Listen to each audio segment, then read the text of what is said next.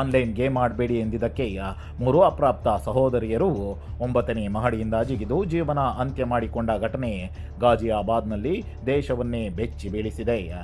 ಉತ್ತರ ಪ್ರದೇಶದ ಗಾಜಿಯಾಬಾದ್ನ ಭಾರತಿ ಸಿಟಿ ಅಪಾರ್ಟ್ಮೆಂಟ್ನಲ್ಲಿ 12, 14 ಮತ್ತು 16 ವರ್ಷದ 3 ಸಹೋದರಿಯರು ತಡರಾತ್ರಿ ಒಟ್ಟಿಗೆ ಸಾವಿಗೆ ಶರಣಾಗಿದ್ದಾರೆ.